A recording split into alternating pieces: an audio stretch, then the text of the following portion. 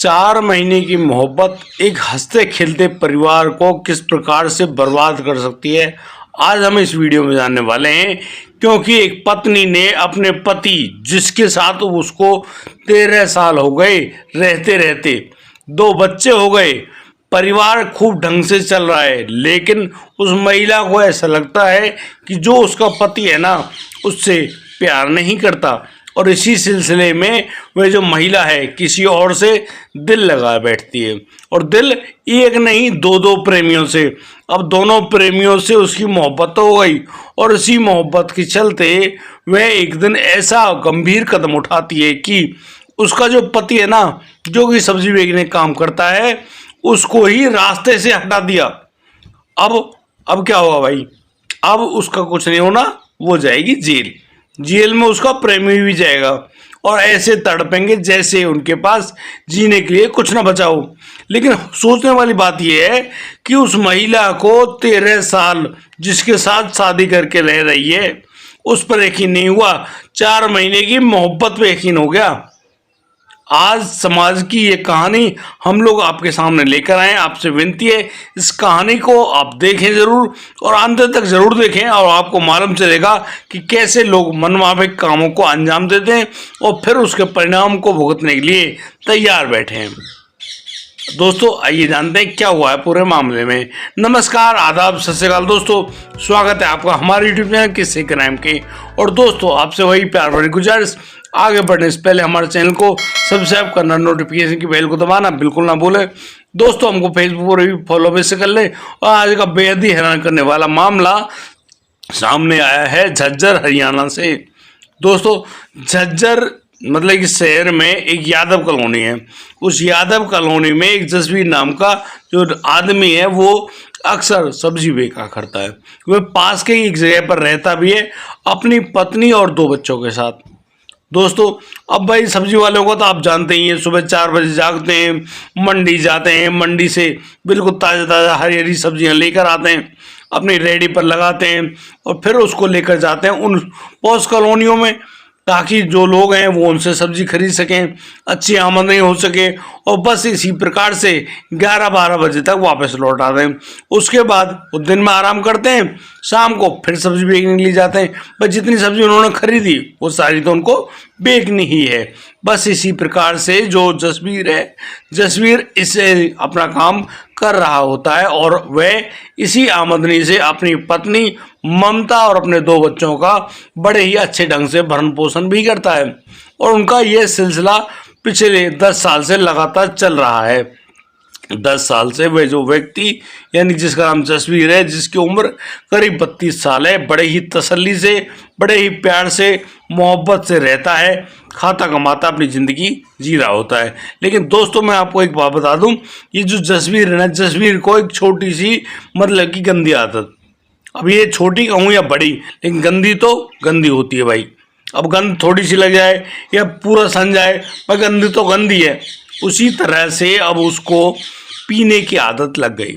अब पीने की आदत आप जानते ही हैं भाई, डेली शाम को उसको एक तो छोटा सा चाहिए ही। अब वो उसको लेने के बाद अपने घर आता, घर पे आने के बाद अक्सर ऐसा होता कि वह जब भी अपने घर पी कर आता, उसकी पत्नी ममता उससे झगड़ा कर बैठती और इसी रोज रोज की चिक चिक ने उसका दिमाग खा लिया। वह बहुत ही ज़्यादा दुखी, परेशान तो होता, लेकिन वह चुपचाप जाकर बस अपने बच्चों के पास, अपनी पत्नी के पास बड़ी ही तसल्ली से सो भी जाता। जिंदगी बड़े ही इस तरीके से गुजर रही है, बड़े ही प्यार से गुजर रही है। लेकिन यहाँ पर किसी का कोई ज़्यादा मतलब है नहीं, लेकिन यहाँ ज़िंदगी बड़े ही आसानी से गुजर रही है। लेकिन कहीं ना कहीं उसकी जो पत्नी ममता है, जो कि 28 साल की है, उनको लग रहा होता है कि उनको जो प्यार मिलना चाहिए वो प्यार नहीं मिल रहा है। बस इसी सिलसिले में एक दिन जब वह उस पार्क में बैठी हुई थी, तो वहीं पड़ोस में रहने वाला एक लड़का उसके सामने आता है। वह लड़का जैसे ही उससे बातचीत करने की कोशिश करता है, यहाँ पर दोनों की मोहब्बत शुरू हो जाती है। अब मोहब्बत क्या, पहले बातचीत, दोस्ती हो गई, और रोजाना उनका पार्क में मिलना शुरू, मोबाइल नंबर का आदान प्रदान हो गया। अब मोबाइल पर, क्योंकि पार्क में तो मिले ही हैं, जब भी टाइम मिलता है एक दूसरे से फ़ोन कर लिया करते, और इसी फ़ोन के करने में उनकी जो मोहब्बत है वो इतनी ज़्यादा प्रगाढ़ हो गई कि भैया अब तो वो एक दूसरे के बिना ना जी सकते ना मर सकते। लेकिन 2 साल गुजर जाते हैं, यहाँ पर उन दोनों के बीच में अंतरंग संबंध भी कायम हो जाते हैं।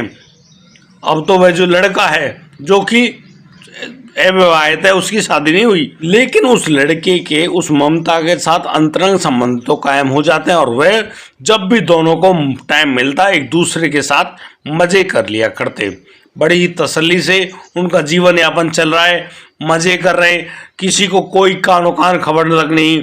यहाँ पर अब तो उस ममता को उसका जो पति है ना, पति उसकी नज़रों में खटकने लगा था। और बस अब कहानी उधर साइड जो जसवीर है उसका रोज रोज को पी कर आना शुरू हो गया और यहाँ ममता का उससे रोज रोज का झगड़ा होना शुरू हो गया। लेकिन अब यहाँ पर एक आता है ट्विस्ट आता है कि जो ममता का प्रेमी कुलदीप है उसका रिश्ता हो जाता है तय। और रिश्ता तय होने पर अब उसको मालूम चल गया कि अगले 2 महीने में उसकी शादी करा दी जाएगी।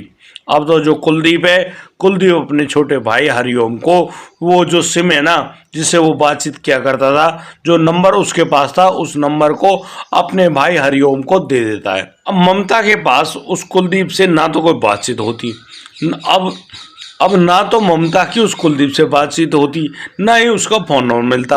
अब तो वह जो हरिओम है उस सिम को अपने फ़ोन में डाल लेता है और एक दिन जब ममता का कुलदीप के पास फ़ोन आता है तो वह जो हरिओम है वह ममता से कहता है कि देखो कुलदीप की शादी होने वाली है और वह शादी करेगा और तुमसे वह किसी प्रकार के कोई संबंध नहीं रखना चाहता है, इसलिए तुम आज के बाद उसके पास फ़ोन मत करना।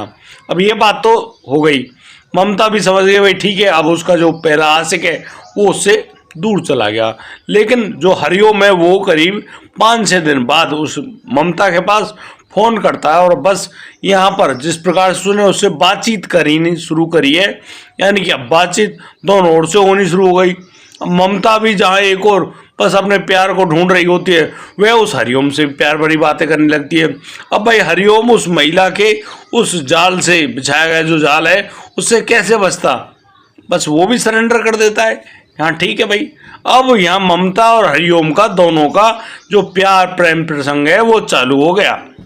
अब उसके इस प्रेम प्रसंग के चलते हुए उनको लगने लगा कि भैया अब तो जिंदगी में एक दूसरे के साथ ही रहना है और इसी एक दूसरे के साथ रहने में उन दोनों के बीच में अंतरंग संबंध भी बन गए। लेकिन जिसके बारे में उस ममता ने अपने पति जसवीर को कानो कान खबर नहीं होने दी। अब तो जिस प्रकार से दोनों के शरीर मिले हैं, अब ममता उस हरिओम के लिए तड़पने लगी और हरिओम उस ममता के लिए तड़पने लगा। उनका प्रेम प्रसंग आगे बढ़ तो रहा है और उसके आगे बढ़ने पर उनको लगता है कि भाई अब वो एक दूसरे के बिना नहीं जी पाएंगे। और कहानी यहाँ से अब शुरू हो गई उल्टी, कहानी बिल्कुल बदल गई भैया। अब तो दोनों सोचते हैं भैया उस लड़के यानी कि जसवीर से कैसे छुटकारा पाया जाए। अब बार बार वह ममता उस हरिओम से कहती कि यार इसको इसकी ज़िंदगी से हटाओ, क्योंकि उसको यह जो आदमी है जसवीर नहीं चाहिए, उसको तो सिर्फ एक ही आदमी चाहिए, वह है हरिओम। और हरिओम भी इसी बात को कहता है कि भाई उसको ममता चाहिए, जबकि ममता 2 बच्चों की माँ भी है और 28 साल की भी है। यहाँ पर हरिओम बार बार कहता है कि भाई वो उन दोनों बच्चों का अच्छे से ख्याल रखेगा, उनको अपने पास रख लेगा और बस ममता तो उसकी होनी है, बड़ी तसल्ली से रहेगा। दोस्तों जिस प्रकार से ममता उस हरिओम की बातों में आ गई या फिर ममता की बातों में हरिओम आ गया, उनका प्यार आगे बढ़ने लगा और इसी प्यार को आगे बढ़ते हुए देखकर उनको अब ये लगने लगा कि वो एक दूसरे के बिना नहीं जी पाएंगे। और एक रात यानी कि 26 अप्रैल को वह जो व्यक्ति जसवीर है अपने घर पहुंचता है तो वह पाता है कि उसके घर में एक बोतल रखी है। अब वो बोतल एक महंगी शराब। अब उसको देखकर उस आदमी के मुंह में पानी आ जाता है। वह अपनी पत्नी से पूछता है कि इस शराब कौन लेकर आया। यहाँ पर ममता कोई भी जवाब नहीं दे पाती है क्योंकि उसको लेकर तो वो खुद आई थी। अब जिस प्रकार से वो बोतल आई है, अब भाई उसमें से भी 2 घूंट लगा बैठता है जसवीर। और जैसे ही जसवीर ने वहाँ 2 घूंट लगाए, उसको पता था भाई दोनों से अगर कहासुनी होगी तो झगड़ा बनेगा, और झगड़ा बनेगा तो कहीं ना कहीं जसवीर को गलत कदम ना उठा दे। इसीलिए वो जो ममता है ना, ममता अब उस लड़के यानी कि जसवीर अपने पति से झगड़ा कर बैठती है, और इसी झगड़े के कारण उनका जो मामला इतना ज़्यादा खराब होता है कि अब वह जो लड़का यानी कि जो जसवीर है वह लड़ते झगड़ते अब तो ममता का पति जसवीर उस घर से बाहर निकल जाता है।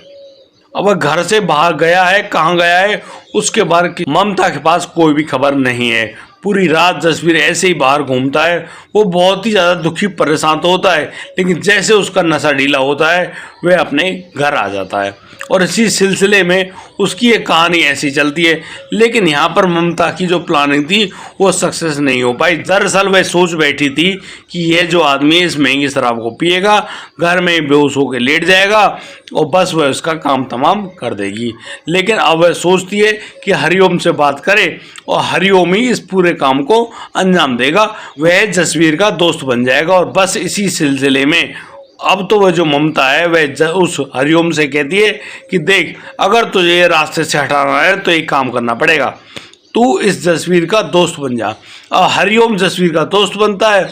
अब जसवीर तो सोचता है भाई ये सब्जी खरीदने आया है, लेकिन वह तो उसके पास आता है और अक्सर उसको शराब पिलाने लगता है, और इसी शराब के पीछे हुई दोस्ती के चलते हरिओम एक दिन उस जसवीर को अपने साथ लेकर जाता है, एक पार्क में जाकर बैठ जाता है। वहाँ पर वो दोनों शराब पीते हैं, और यहाँ पर जो हरिओम है, हरिओम उसी शराब की बोतल जो कि कांच की थी उसी का सहारा लेकर उसको, जब जसवीर को टुल कर चुका होता है, बहुत सारी शराब पिला चुका होता है, वह उसके सर में उस बोतल को दे मारता है, जिसकी वजह से उस जसवीर की वहीं पर दर्दनाक मौत हो जाती है।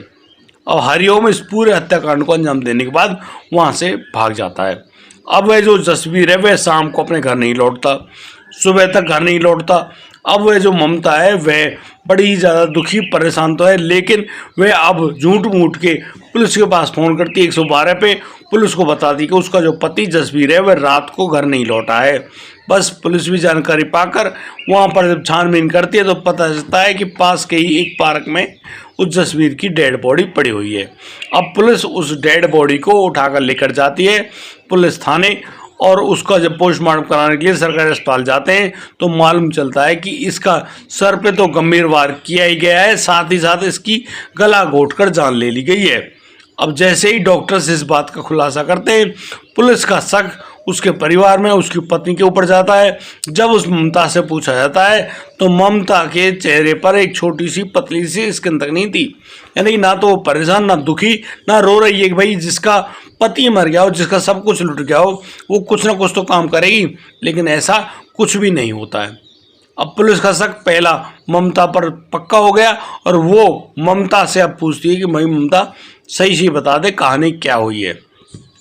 दोस्तों, ममता कुछ भी नहीं बताती है, लेकिन पुलिस निकालती है ममता के फ़ोन की सीडीआर रिपोर्ट, और सीडीआर रिपोर्ट में मालूम चल जाता है कि एक नंबर से पिछले यानी कि 2.5 साल से ये महिला लगातार बातचीत कर रही है।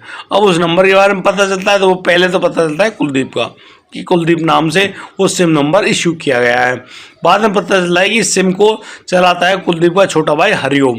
अब हरिओम के पास पुलिस पहुंचती है, उसको गिरफ्तार करके जब लेकर आती है, जब उससे ढंग से पूछताछ की जाती है तो वह अपने द्वारा किए गए सारे गुनाह को कबूल कर देता है, और वह कहता है कि हाँ उसने इस पूरे हत्याकांड को अंजाम दिया, और वह भी उस यानी कि जसवीर की पत्नी ममता के कहने पर। पूरी कहानी दूध का दूध और पानी का पानी पुलिस के सामने हो जाता है। पुलिस अब उस महिला यानी कि ममता को गिरफ्तार करती है, और उस हरिओम को तो उसे गिरफ्तारी कर रखा था।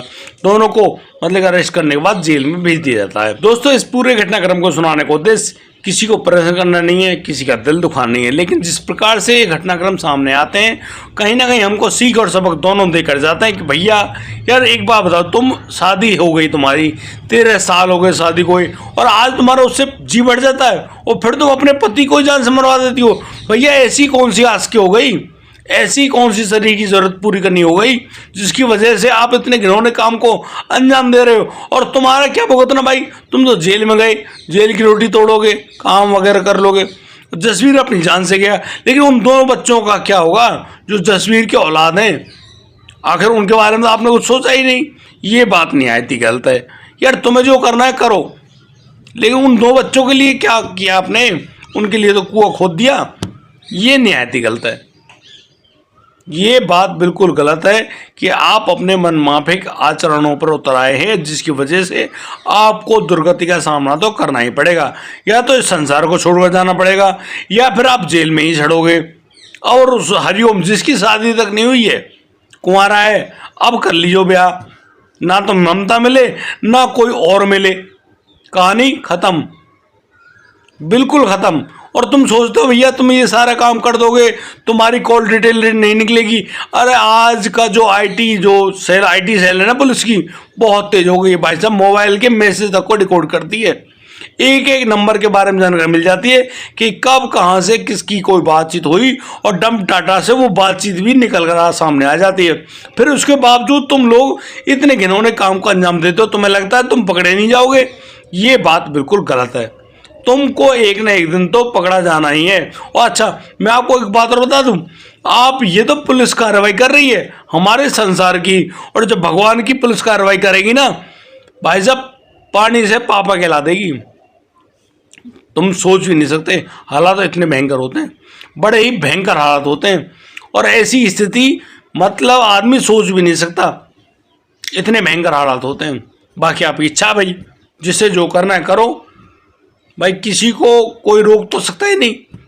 अब 28 साल की जो महिला मोहब्बत करने चली, एक नहीं 2 आशिकों से, अब कर ली है आशिकी, तो जेल में जा, बढ़िया आशिकी होगी। खत्म है कहानी, बेकार है। हमें तो लगती है बहुत ही बुरी। और दोस्तों आज के लिए सिर्फ इतना ही, अब दीजिए मुझे इजाजत, मिलता हूँ कल, लाता हूँ एक कोरोना का मामला। और दोस्तों हमें कमेंट करने वाले हमारे सभी व्यूअर्स को हम बार बार धन्यवाद करते हैं कि आप लोग समय निकाल कर हमें यानी कि कमेंट करते हैं, अपना नाम वगैरह लिखते हैं, उसके लिए हम बार बार शुक्रिया अदा करना चाहते हैं। और दोस्तों आज के लिए सिर्फ इतना ही, अब दीजिए मुझे इजाजत, मिलता हूँ कल, लाता हूँ एक कोरोना का मामला। तब तक के लिए आप बढ़िया रहें, बेहतर रहें, अपना अपने परिवार का बखूबी ख्याल रखते रहें। जय हिंद, जय भारत।